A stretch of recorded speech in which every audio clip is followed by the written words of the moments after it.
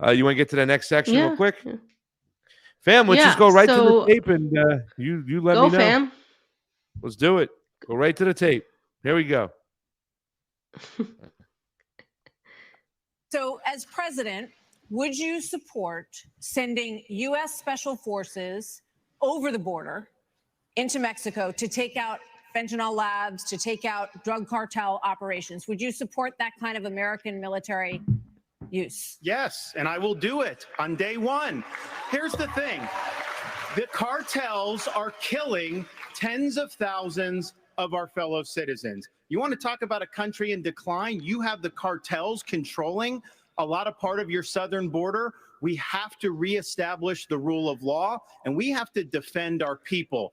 The President of the United States has got to use all available powers as commander-in-chief to protect our country and to protect the people. So when they're coming across, yes, we're going to use lethal force. Yes, we reserve the right to operate. How many more tens of thousands are we going to let to die? I am sick. I've met angel moms throughout this country. I met a lady in Texas named Tracy, and her son took one Percocet that was laced with fentanyl, immediately died. That is happening all across this country because of the poison that they are bringing in. So as president, would I use force? Would I treat them as foreign terrorist organizations? You're darn right I would. You're darn You're right. darn right I would. Well, fam, I just want to unpack two things. I think there's two major things to hold on to over there. Like I said, there's three things. Like when you're talking about, obviously our countries that we go in and we invade, right? One of them is resource extraction. Since AMLO's gotten to power, he's done a lot of things. Like the biggest thing he's done is nationalize the lithium.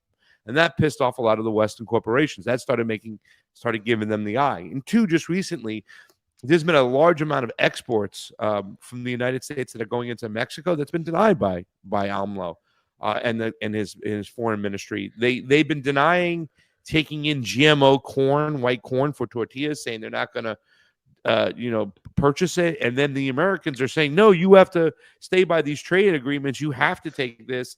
And there's been a battle. Pretty much, AMLO has been very much like an Imran Khan, when he hasn't been the normal, behavable politician in Mexico that's going to just do what the West says. He's been pushing back.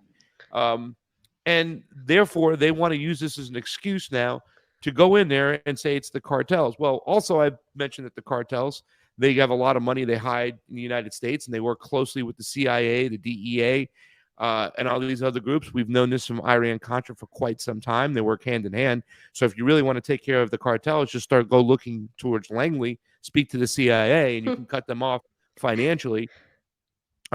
But also, too, as well, is the thing that's not talked about, fam, is who's created the customers. When he was talking about that one person taking a Percocet that was laced with fentanyl, well, who created those customers? And it's easier to make fentanyl than it is to make speed. It's going to be made within the United States. So it's not what this is all just malarkey. This is all just the reason, because you have the G.I. Joe mentality of the United States, of the citizens there. They've been through empire education. Mm-hmm. We were talking about it yesterday, fam. They had me rooting for the Mujahideen in Rambo 3. And they always are like anti-Russians. The Russians are doing bad stuff. Rocky 4, like they put this within our mentality where everybody around us is the bad guys. And what we're doing is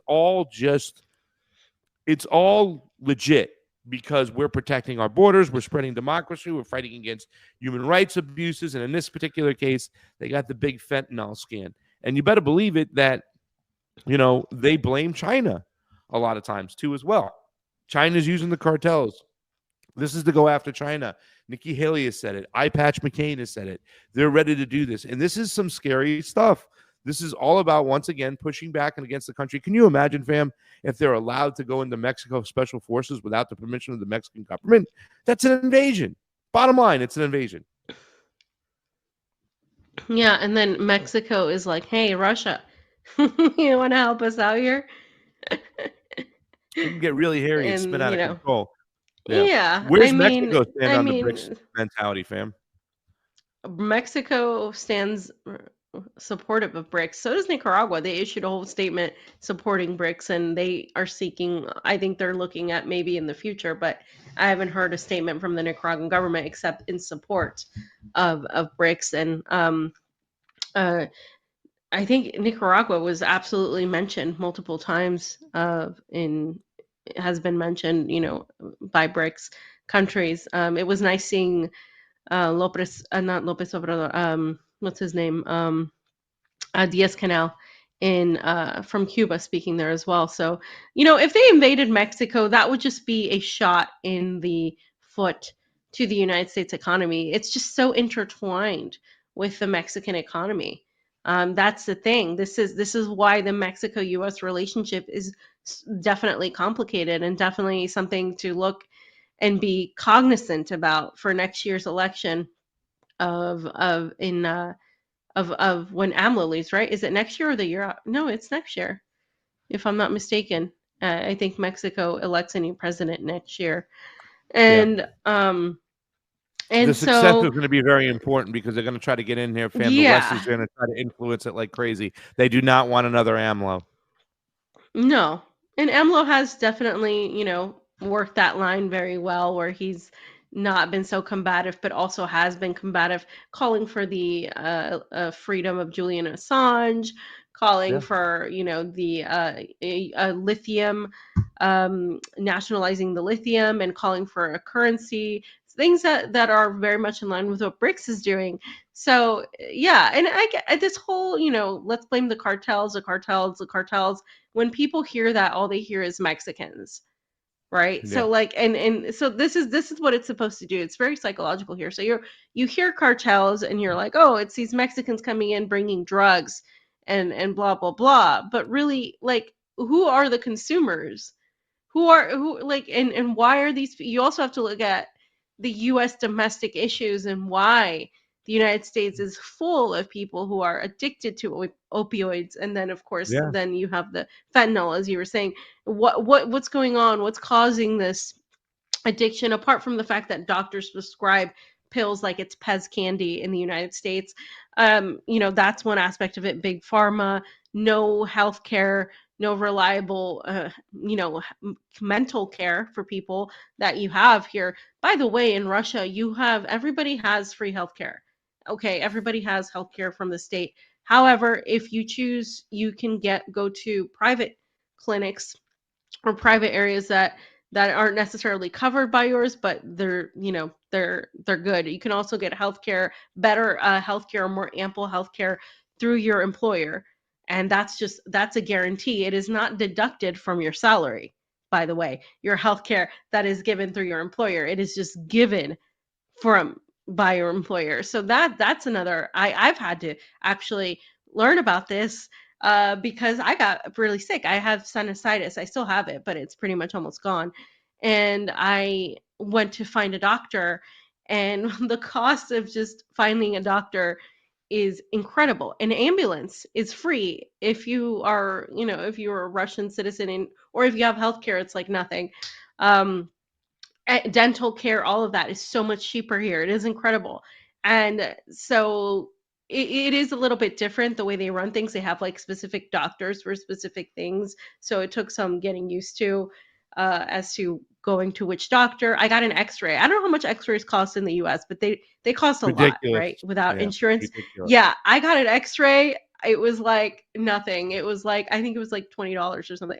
And that's because I didn't go to my employer insurance, because I just happened to be in another Thousands part of of town, dollars and in I the was like, United okay. States, man. Thousands. Like, I Literally, was like like, hundreds, close to $1,000 for an X-ray. Like, they're ridiculous. so I laugh though, because it's like, how does Russia manage to do this? And we, the most advanced, amazing country in the world. Look, I'm not. This isn't a country that is a communist country, by the way. This is a capitalist country. So for all the people that want to say blah blah blah, no, it's but it's this sort of, I just can't fathom. Like I'm still like in shock. Like I can't believe people in the United States literally. I laugh so I don't cry, because it's like people die or they're in debt, and I try to explain this to Russians, and they're just like, what? Like they're in debt for what? Oh, because you know they can't afford to pay these bills, and also they can't they might just die because it's cheaper for them to die than it is to actually take care of a sickness. People don't go to the doctor. I was like, I don't even go to the doctor in the United States very often. because 9 times out of 10, I can solve the problem on my own and I won't be out a few $100s. So it's just, yeah. So, and that's all part of this, right? That's all part of this whole opioid crisis that we have and all of that. It's all part of it. And yet it's just so much easier to blame the cartels, China which and means, cartels, all yeah. these people south of the border. Yeah, because that's how you get people to be like, yeah, but that's not going to solve the problem. And again, fam, he doesn't talk about the foreign policy aspect and how all of it began. Well, we've said that DeSantis is a guy who wants to honor the guy who killed Che Guevara. Like, he wants to have a day celebrating that day. That's how crazy DeSantis is. And if you could bring up the antiwar.com article real quick, cheese slice, go down a little bit. Because we pretty much talked and we showed the whole video. But if you could scroll down, go down a little bit, keep going. Stop right there. Earlier this year, Senator Lindsey Graham and John Kennedy introduced a bill to designate Mexican cartels as a foreign terrorist organization, which had a total of 6 co-sponsors. Graham said the purpose of the legislation was to set the stage for military intervention in Mexico. Another bill introduced by Eye Patch McCain Dan Crenshaw would authorize the president to use military force against those responsible for trafficking fentanyl or a fentanyl-related substance into the United States, or carrying out other related activities that cause regional destabilization in the Western Hemisphere. The Crenshaw legislation has received 21 co-sponsors. So, fam, there's a lot of people signing on to this. This is not a good sign. They want to use it as an excuse. I mean, when you talk about fentanyl-related substances, you can just say anything, just as an excuse. And like I said, a lot of this has to do with AMLO doing his own thing, nationalizing his own lithium, telling the Americans that he's not going to take their GMO. Literally, they're trying to say you have to take this GMO corn that's been farmed in America because of the trade deal you signed with us. And they're like, no, we don't. This has got nothing to do with the trade deal.